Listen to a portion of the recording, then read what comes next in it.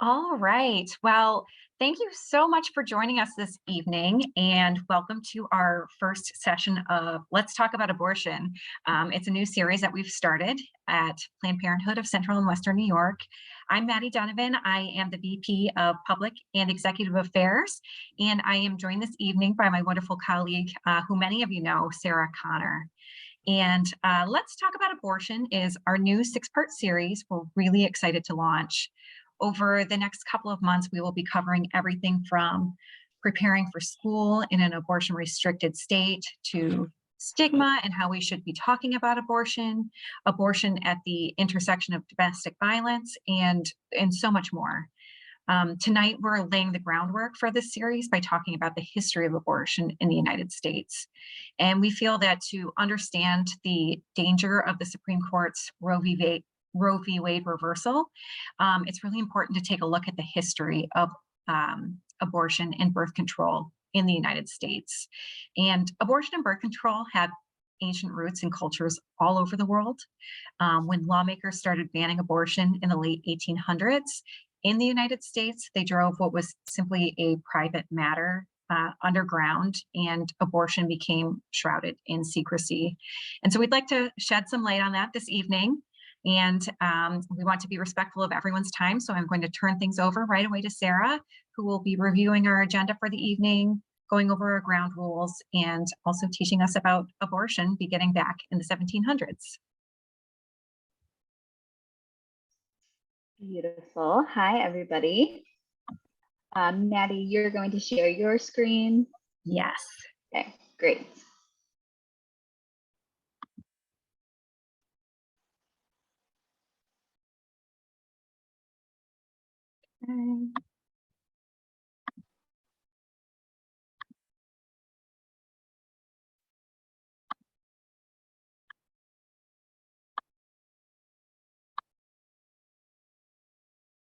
Okay, awesome. Let me organize my computer now. Here we go. Great. Hi, everybody. Thanks so much for joining us. Like Maddie said, I'm Sarah Connor. I think I've probably seen many of you on here before or at an in-person rally over the last few months. So thanks for being here. Good to see so many of you again. So we're going to start by going over our agenda for the night. Perfect. So what can you expect from tonight? First, we're going to go over our learning objectives and our community agreements so you have an idea of what we're going to be covering tonight. Then we'll jump right in with our program with a very brief review of the history of abortion in the US from the end of the 1700s all the way to present day. So we have a lot of information to cover in a short program, so it's going to be brief, but we'll do our best. And then we'll have time for questions and comments, and we'll share some ways that you can get involved and give you some resources and additional reading if you want to learn more. I encourage you to use the chat to pop your questions in throughout the night as you think of them. But we're going to ask that you reserve your questions. But we won't get to them until the end of the program, or if we pause during the night. So we ask that you stay on mute if possible, so we can keep things moving smoothly throughout the night. But definitely put your questions, comments in the chat, and we'll be taking a look at those. Anything else? I think we're good there.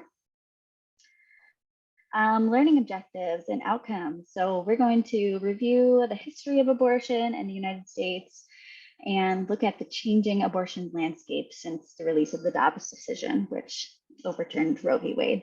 And we hope you walk away tonight with some new information and resources that you'll be able to use in collaboration with us and other partners to protect abortion access in New York and across the country. And then we'll move on to our community agreements. So we encourage active participation. So we want you to join in and use the chat to ask questions or make comments, but we just ask that you stay muted, as I said. Be open, listen to each other, be respectful in the chat. Speak from the I if you're sharing your opinion and your own experiences. Of course, respect all identities and pronouns. What says here stays here, but what's learned here leaves here. So we encourage you to take the information that you learned today out into the community with you, into your own lives. Any personal stories or experiences that people share, we ask that you keep that here in this space, although please keep in mind that we are recording. So anything that is said out loud will be up on our YouTube channel. So keep that in mind. And if you have any concerns throughout the night, feel free to send me or Maddie a direct message in the chat, and we can try to address any concerns as quick as we can. Sound good? If you have your camera on, give me a little thumbs up, or put a sounds great in the chat. Oh, great. Yes, love that. All right, we can move on to the good stuff. All right, timeline of abortion.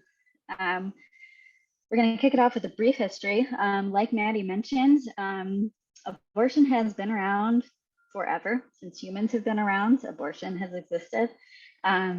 There are many, many records of abortions happening in ancient times and medieval times, but for the sake of our program and time, we're going to focus on the United States and when we first became our own country in the late 1700s.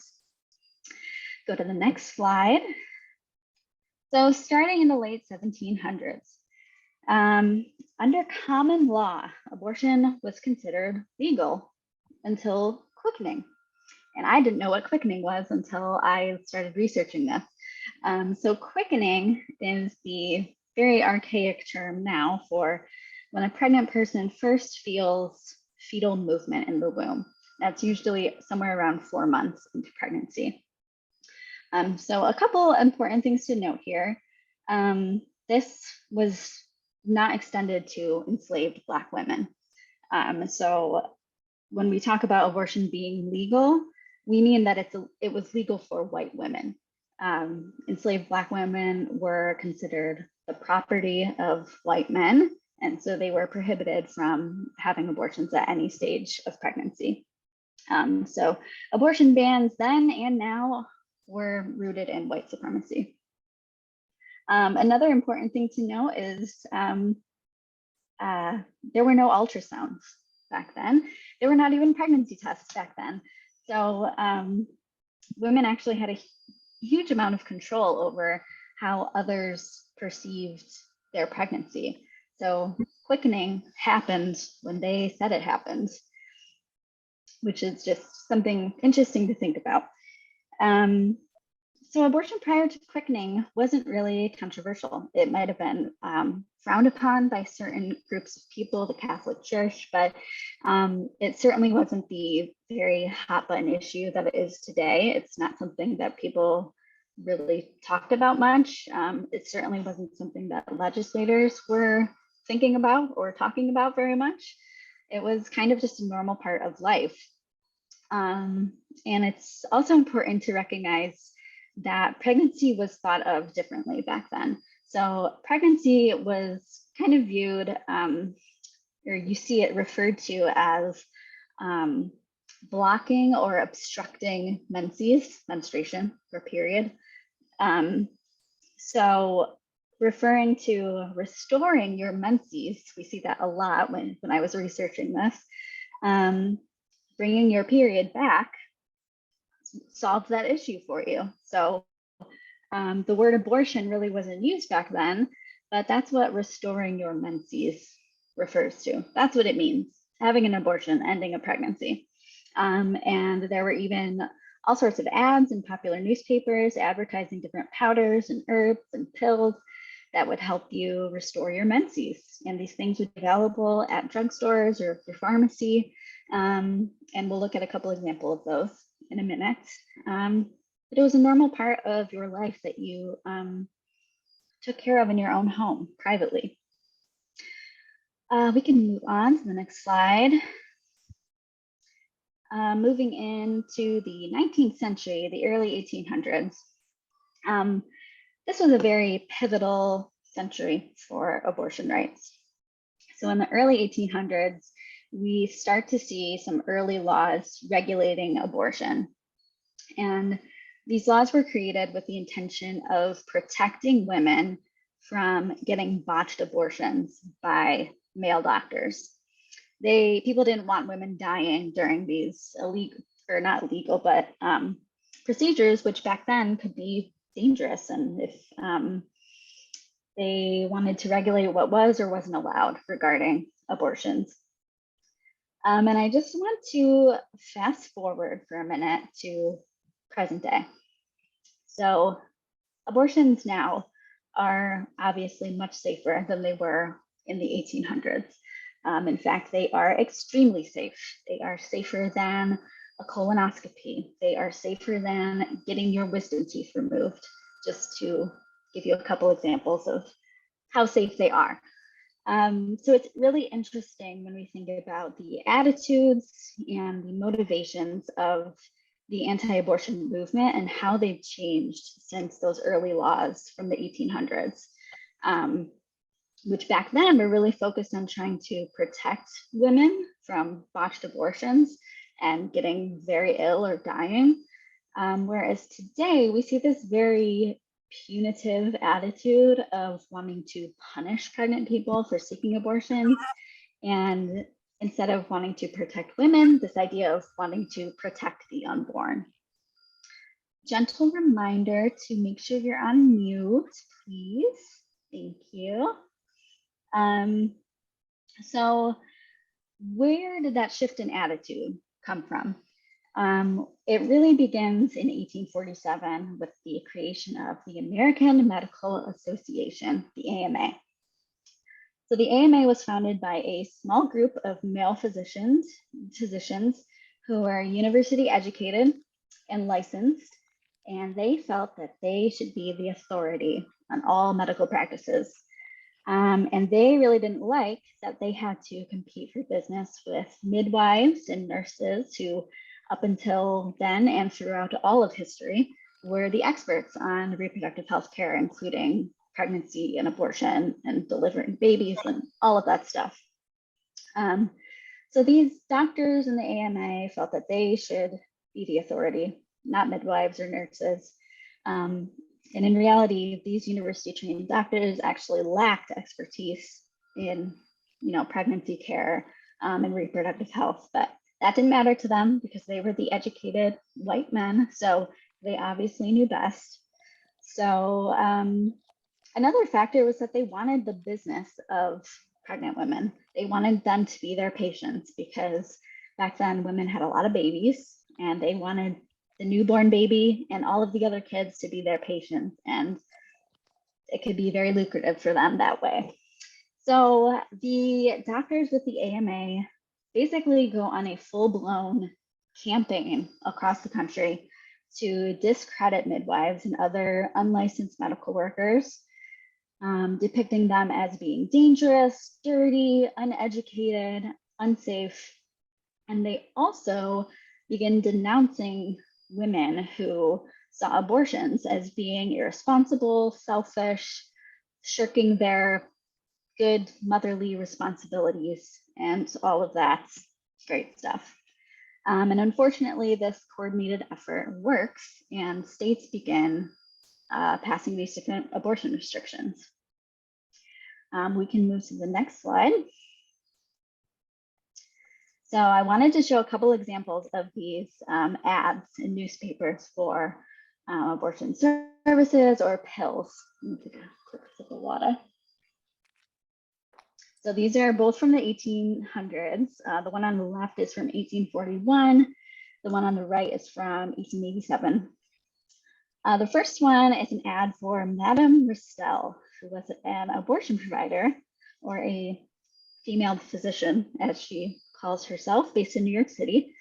And this ad here says that she can be consulted with the strictest confidence on all complaints incident to the female frame. Madame Ristel's mode of treatment in all cases of irregularity or suppression of those functions of nature upon which the health of every female depends is such as to require but a few days to effect perfect cure. Preventive powders for married ladies whose delicate or precarious health forbids a too rapid increase of family will be sent by mail to any part of the United States, priced $5 a package.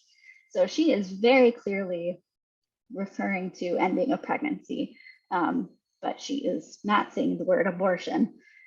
So there were a lot of these kind of euphemisms used for abortion services and birth control back then. The one on the right is an ad for pennyroyal pills. Pennyroyal is a plant that would be made into these pills and used to promote menstrual flow or restore your menses or provide female relief. They were used to end a pregnancy, to have an abortion. So these things were definitely happening back then in no uncertain terms. And we can move to the next slide. So moving into the 20th century. Like I said, this coordinated effort by the American Medical Association, states began criminalizing abortion. By 1910, abortion is banned nationwide. It was illegal in every state, at every stage of pregnancy, just a total outright ban nationwide. And because of this, abortion is sent completely underground. Same as today, those with means, specifically wealthy white women, they could still afford to travel and skirt the law and find abortion care while other people could not. But in the 1930s, the height of the Great Depression, we see demand for abortions soar. And as a result, many, many women die from illegal, unsafe abortions. Thousands of women die from illegal, unsafe abortions. And this makes it really difficult for people to ignore the fact that these two things are true. One, that abortion is illegal nationwide, and two, that abortion is very, very common. So that takes us through the 1930s, and I'm gonna let Maddie pick it up from here. And I think we're gonna pause for any questions that you have up until this point.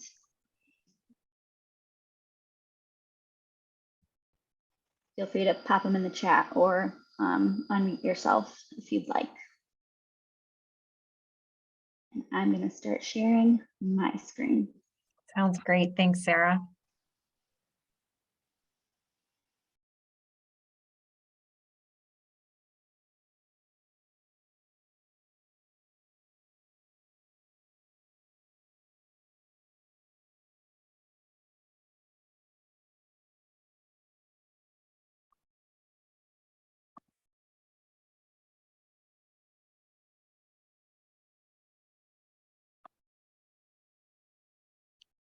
Okay, I don't see any questions, so I'm going to just get started here.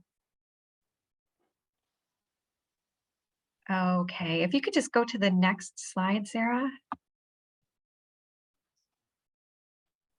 There we go.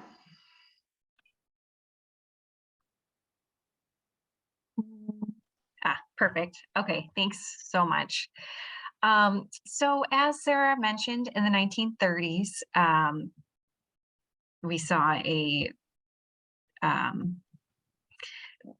Great Depression increased the demand for abortions, and deaths from illegal and unsafe abortions skyrocketed. And people who had abortions were looking for safe ways to not only end their pregnancies, but also to prevent pregnancies. And so in the 1960s are when we start seeing some significant changes in the abortion landscape. At this time, still in the 1960s, the American legal system was not only inhospitable to the idea of abortion, but also to birth control. It was viewed as indecent and immoral. And at that time, 30 states had statutes on the books prohibiting or restricting the sale and advertisement of contraception. And these laws actually stretch back almost an entire century. reflecting an American, like an underlying American belief that contraception and sex education was lewd and immoral and promoted promiscuity. So in the 1860s,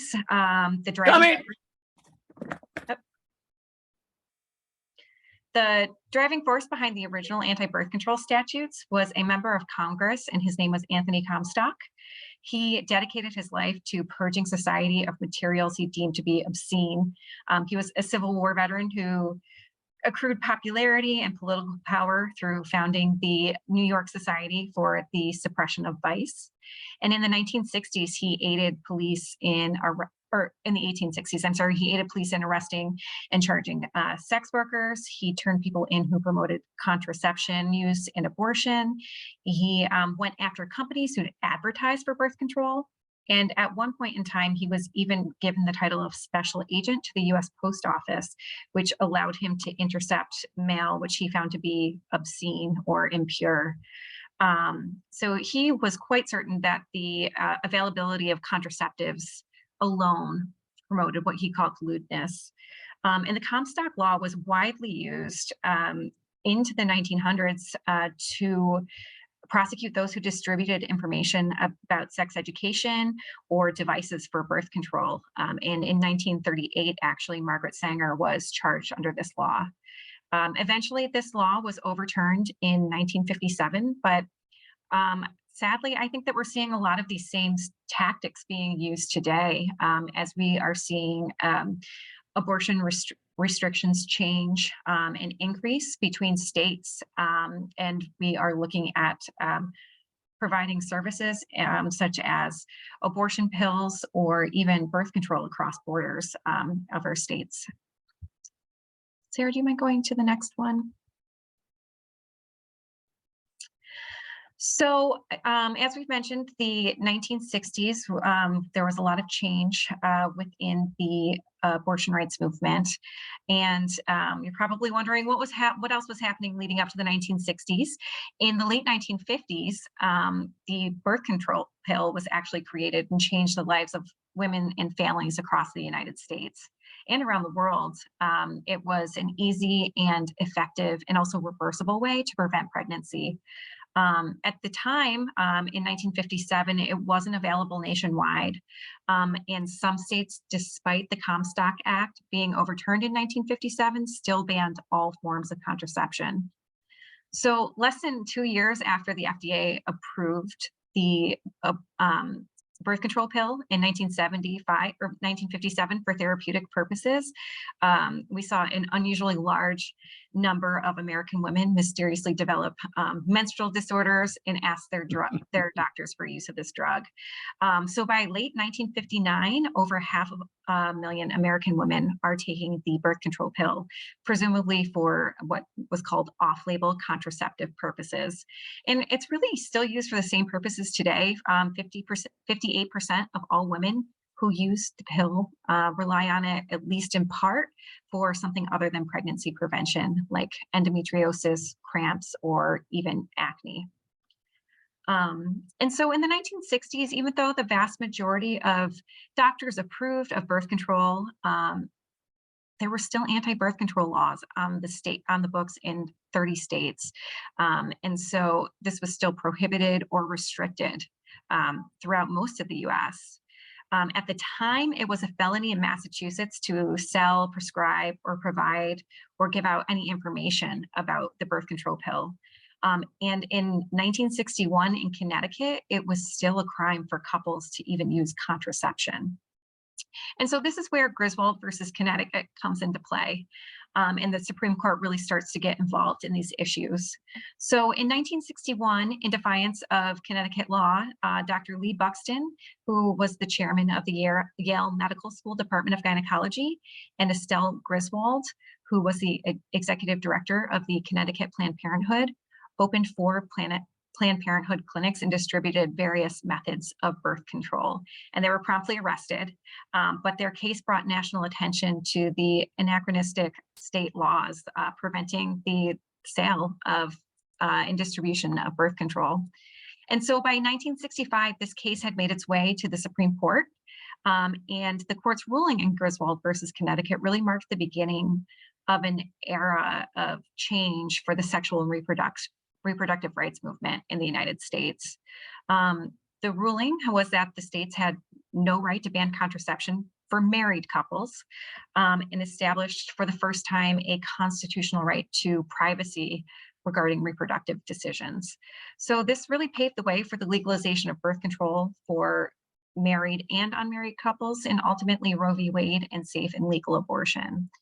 And it signified that the court's belief that people should be free from the unnecessary interference of the state, and considered the Supreme Court in the decision stated that the very idea of searching marital bedrooms for contraception is repulsive to the notions of privacy surrounding the marriage relationship. So, and it's also important to note right now that in 1965, at the time of the Griswold decision, 32 women were dying for every 100,000 live births in America.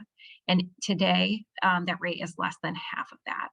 And infant mortality has fallen even faster, from 25 deaths to 6 deaths per 1,000 live births. So after the Griswold versus Connecticut case, 7 years later, in fact, in 1972, the US Supreme Court struck down a Massachusetts law that banned the distribution of contraceptives to unmarried people in Eisenstadt versus Baird.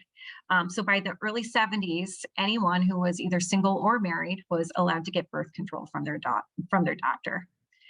And then in 1971, the Supreme Court heard the United States versus I'm going to pronounce this term, Buick, the first case that was strictly about abortion to reach the Supreme Court. And this was a licensed physician who was charged with performing abortions in Washington, D.C., and was violating the law because at the time, D.C. only allowed abortions in cases that would protect a woman's life or health.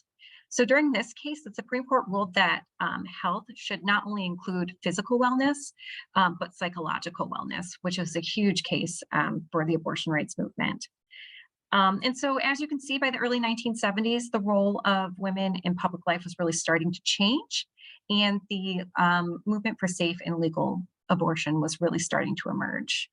And actually, after many states started changing their abortion laws in the 1970s, and New York legalized abortion in 1970.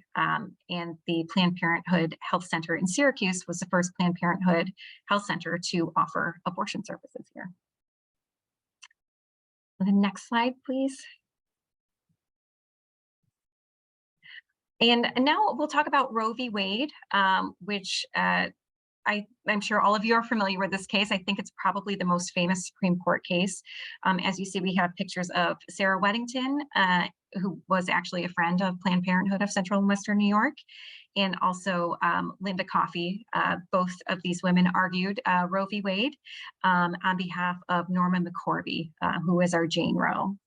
So Roe v. Wade was a challenge to a Texas statute that made it a crime to perform an abortion unless a person's life was at risk. It was filed by Norma McCorvey, or Jane Roe, who was an unmarried woman who wanted to end her pregnancy safely and legally. So in siding with Roe, the court struck down the Texas law and recognized for the first time the constitutional right to privacy is broad enough to encompass an individual's decision whether or not to terminate their pregnancy.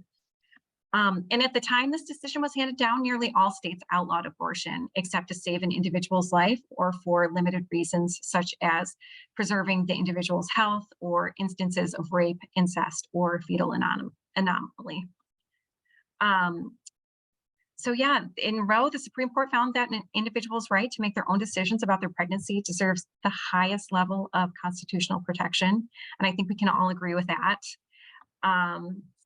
But it also recognized that the right to privacy is not absolute, and that the state has valid interests in safeguarding maternal health and protecting potential life. So states were allowed to either limit or prohibit abortion after viability under Roe, but the Supreme Court required the state justify any interference in the right to access abortion by showing that the state had a compelling interest in the case.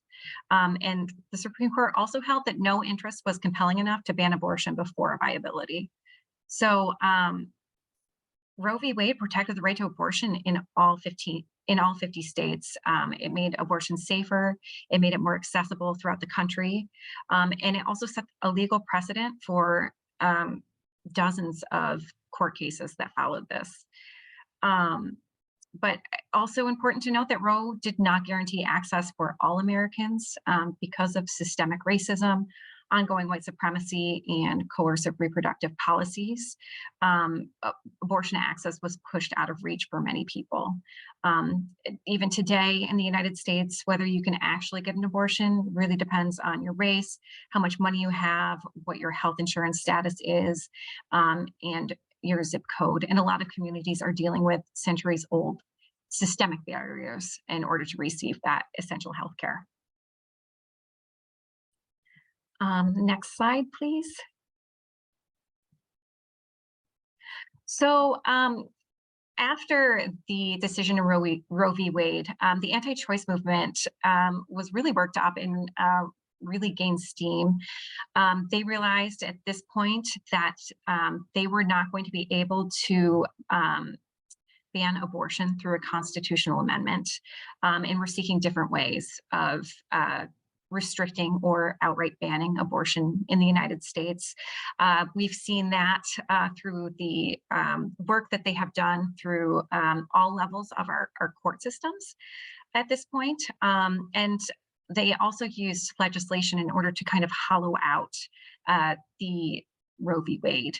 And so one example of this would be the Hyde Amendment. In 1976, Henry Hyde of Illinois came up with the Hyde Amendment, which barred the use of federal funds to pay for abortion, except to save the life of the woman. And now it also, if the pregnancy arises from incest or rape. So for years, anti-choice opponents thought that the best way to limit abortion was through the constitutional amendment, and this turned out to be really a good use of their time, I guess. Before the Hyde Amendment took effect in 1980, an estimated 300,000 abortions were performed annually using federal funds. And so all of those individuals who needed those essential services were cut off in the following years. And the Hyde Amendment has been altered many times throughout the years. From 1981 until 1993, it prohibited the use of federal funds for abortion, except where the life of the mother would be endangered. And in 1994, the act was actually changed to enable the use of federal funds under Medicaid in cases of rape and incest. So everyone, no matter how much money they make or who provides their insurance, should be able to access the full range of reproductive health services, including abortion, and they should be able to make their own decisions about their own pregnancies. And they should be able to exercise those decisions with dignity and autonomy. And the Hyde Amendment really takes that away from so many Americans. And next slide, please. And part of the backlash that the expansion of abortion rights received was in the form of extremists and staged campaigns and protesters and patient intimidation and acts of violence. And so as as the pro-choice movement continued to move forward, we were seeing a lot more pushback from the anti-choice movement. And so the next case I think it is important to talk about in this is the Planned Parenthood versus Casey case in 1992, which upheld the constitutional right to have an abortion that was established under Roe v. Wade, but overturned the trimester framework that was set up in Roe v. Wade. So during Roe v. Wade, abortion was allowed or guaranteed up until, well, in some states, up until viability. The Planned Parenthood versus Casey looked at an undue burden clause and created an undue burden framework under which laws restricting access to abortion could be judged. And this framework really made it more difficult to challenge laws that were less than absolute prohibitions to abortion. It required challenges to show that a law has the purpose or the effect of placing a substantial obstacle in the path of a patient seeking an abortion. So following Casey, a number of state lawmakers passed medically unnecessary abortion restrictions across the country, which courts have found do not impose an undue burden, have really restricted abortion access in that way. And do you mind going to the next slide?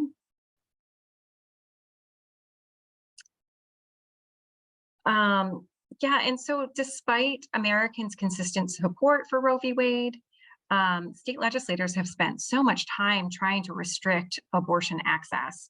And so you can see on this slide, just from January to May 2022, 11 states enacted 42 abortion bans, including a total ban in Oklahoma.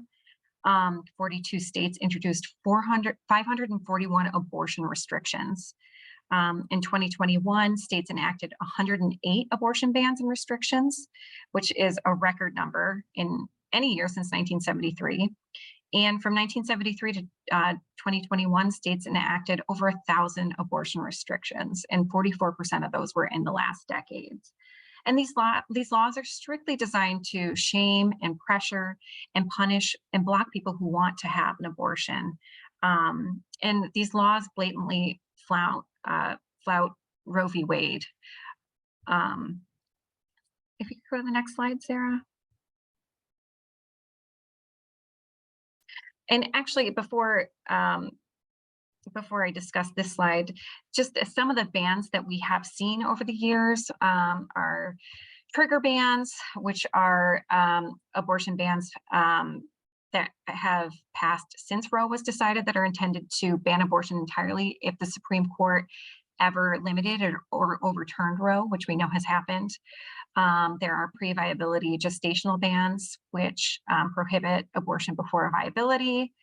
There are method bans that prohibit a specific method of abortion care. And you probably are familiar with things like trap laws, which are targeted regulation of abortion providers, which make it really difficult for abortion providers to provide abortion care for their patients. And so Dobbs v. Jackson Women's Health Organization is the most recent case that we have seen, and we have been talking about quite a bit. And this came about it started in 2018 when Mississippi passed a law that banned abortion after 15 weeks of gestation. And Jackson Women's Health Organization, the only abortion facility remaining in Mississippi, filed a lawsuit claiming that the law was unconstitutional, stating that the Supreme Court decision in Roe v. Wade and Planned Parenthood versus Casey prohibited states from banning abortion prior to viability. And then, as we know, on Friday, June 24th of this year, the Supreme Court issued its ruling in Dobbs v. Jackson Women's Health Organization, which essentially overturned Roe v. Wade and ended the constitutionally protected right to abortion. And this is all happening, and this has happened because of a change in the makeup of the Supreme Court. But we also know that nearly 1 in 4 women in America will have an abortion by the age of 45. We know that overturning Roe is not what people want. We know that 80% of Americans believe that abortion should be legal. And regardless of age, background, or educational level, the majority of people support Roe v. Wade. So acceptance of abortion is longstanding, and a majority of Americans have wanted abortion to be legal for decades. And so we will continue our work to protect abortion rights in New York State and try to win those rights back across the country. Sarah, can you go to the next slide and we'll just take a look at what the country looks like at this point in time. So this is from our Planned Parenthood Federation website, and you can all go take a look at this if you'd like. It's an interactive map, and it shows the different restrictions that have been enacted since the fall of Roe. If you look at the states that are the darkest color, those are states where abortion is no longer accessible. The darkest red states have extreme limitations on abortion. And then you see states like New York and California, Vermont, Maine, where there are no restrictions on abortion, and states like Pennsylvania, who I believe they have waiting periods and need parental consent in order to obtain abortion care. So I would encourage everyone to go take a look at that map if they're interested in what abortion looks like in other states. And that's a landscape right now, which is pretty bleak. If you look at the, it looks like we just have, access on the East and West Coast, and there's just a whole swath of country in the middle where abortion access is essentially non-existent. So, and I believe, Sarah, that's the last of my slides. Does anybody have any questions before we go to the next part?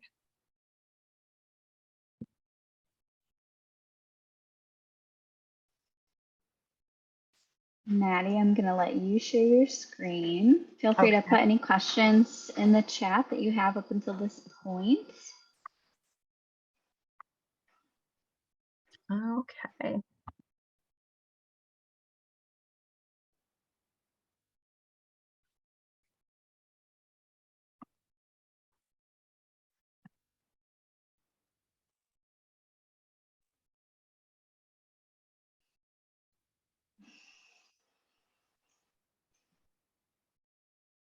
Can you all see that? Don't think so. Okay. Let's see here.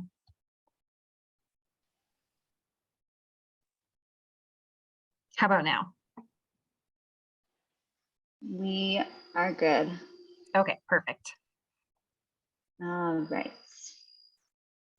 Okay, so since the Supreme Court decision was leaked, was that in May? Time is a blur, but I think the biggest question we've gotten is, what can we do to help? What can I do? What can I do? So we're going to list some ways that you can get involved, that you can make a difference in increasing access to abortion. So number one, donations. Make an individual, one-time or recurring donation. Now more than ever, abortion funds and clinics need money. They need funding. And really quick, what is an abortion fund? Abortion funds work with clinics to help people pay for abortions. And some abortion funds also coordinate practical support like lodging, childcare, transportation, things like that, that will enable people to actually get to their appointment and take time off of work, etc. So the New York Abortion Access Fund, that's our statewide fund. The National Network of Abortion Funds, the Frigid Alliance, Indigenous Women Rising, Apiary. These are all great organizations. I encourage you to look into them, look them up, see what great work they do. And I'll just note too that organizations always really appreciate recurring donations, like monthly donation, even in a small amount, because it lets them, they're able to count on that money coming in every month and to sustain their work.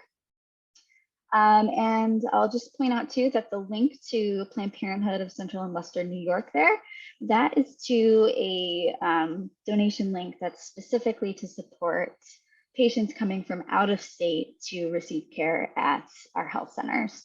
So if you donate through that link, that's where that money will go. Another option is to host a fundraiser to raise even more money. So maybe you don't have a lot of money to donate, but you can collect a little money from a lot of people, and before you know it, you have a lot of money to donate. If you're interested in hosting a fundraiser for us at Planned Parenthood of Central and Western New York, I gave the email for our development team. You can reach out to them and they can help you get it set up and get you any resources that you might need.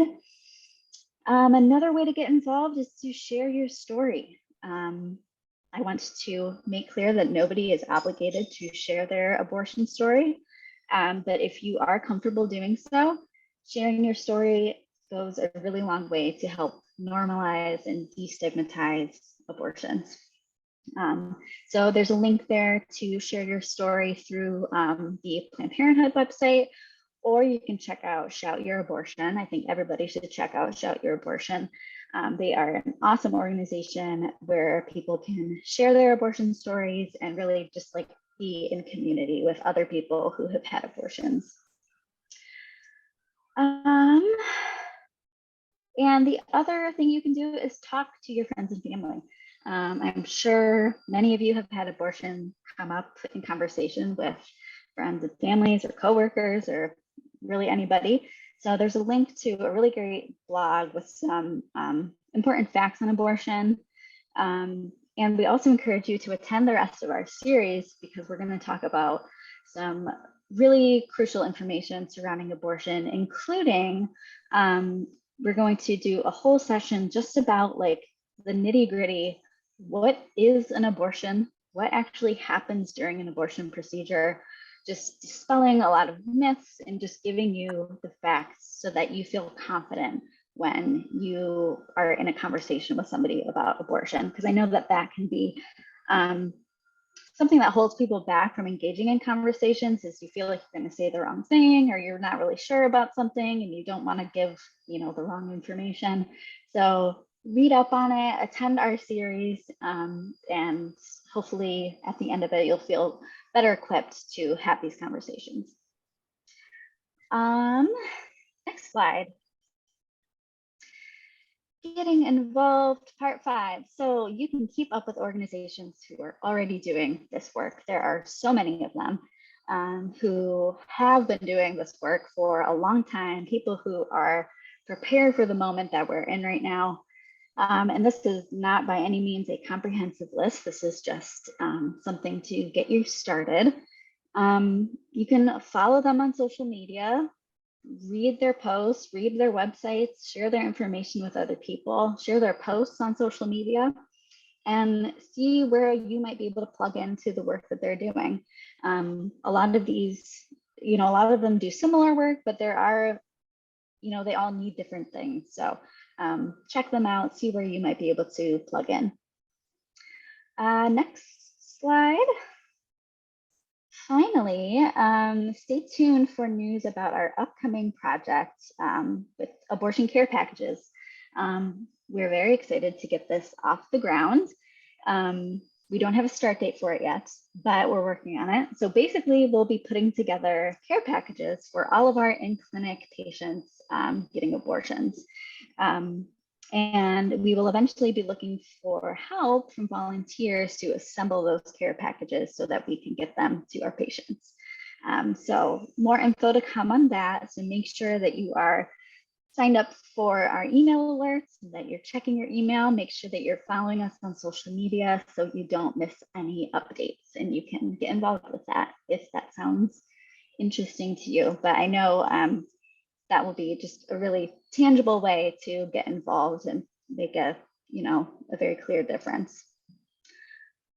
And I think we're ready to take some questions. I see one in the chat. Can you email these lists of organizations to those of us attending this workshop?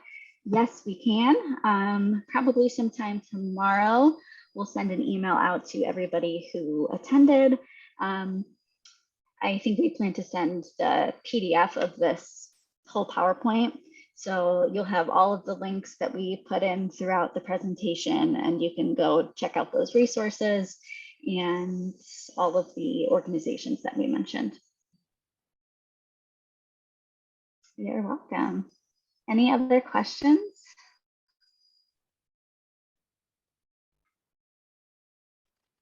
Am I on? You are. Could I just tell a story here about Rochester? Sure. I shared this with Maddie. In the early 1990s,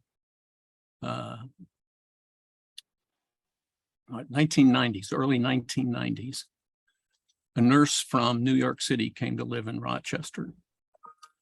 And she told the story of her hospital in New York City, where prior to Roe v. Wade, they had 2 wards fully committed to women who were suffering from self-induced or back alley abortions. And she held hands with a number of young women who died while she was on shift. After Roe v. Wade, the hospital, whose name escapes me, had so fewer cases of botched abortions that they were able to take one of the wards and shut it down and put it to another use. So a very tangible evidence of the positive impact on women's lives from Roe v. Wade.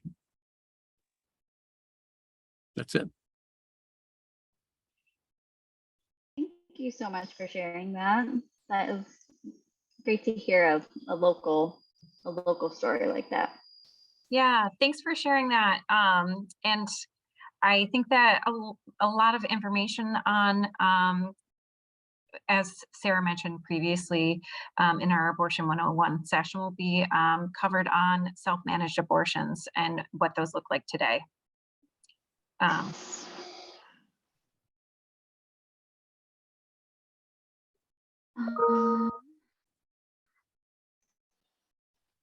So we have a question. Am I on mute? No. Would you be open to sponsoring Zoom sessions led by community members? For example, I've worked on a lot of abortion stigma and would love to run abortion stigma groups, but lack the corporate Zoom account. And then I just clicked on this link that you sent from the National Network of Abortion Funds. This looks awesome. I'm definitely going to check this out more. Maddie, I'll let you speak to Yeah, the rest absolutely. of that question. Yeah, Christopher, sorry, I just actually sent you my email address in a direct message. So if you'd like to reach out to me, we can connect that way.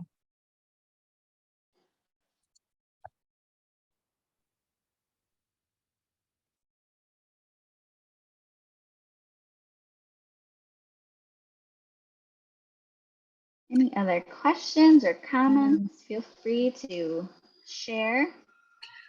Or if there are any questions you have about abortion or would like to see included in our Talking About Abortion series, please let us know.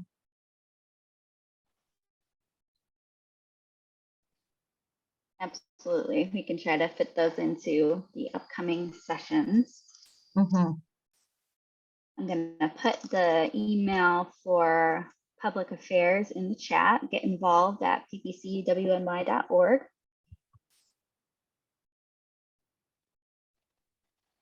Great. All right. Well, I don't want to keep everyone this evening. Oh, let's see. Okay, Teresa said there's also a very well moderated Facebook page called Heart Healing for women to share their abortion stories. Thanks so much for sharing that, Teresa. Make note of that.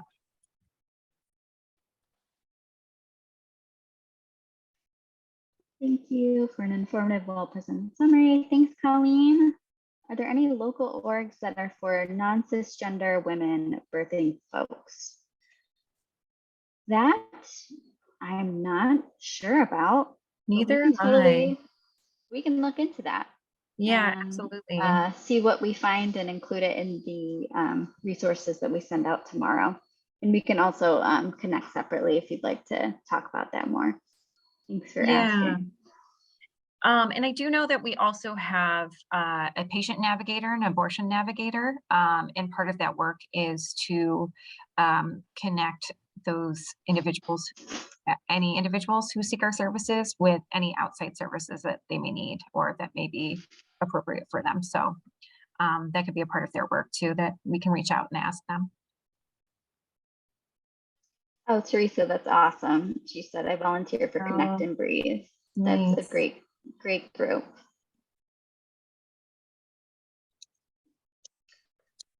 All right. Well, maybe give it one more minute for any last thoughts. Anybody who was holding off sending in a question until the last minute. But I want to thank you all for taking the time to join us on what day is it? Wednesday night. Yes, thank you so much. This, as we said at the end of one of our recent emails, this is a movement, not a moment. So we hope that you'll stick around and kind of dig in for the long haul with us, and kind of start the journey with this kind of educational series. So thank you all for joining us. Keep an eye out on your at your email for all of those follow-up resources, and we'll see you at the next session. Thank you all so much. Thanks, everyone. Have a good night. Thank you too.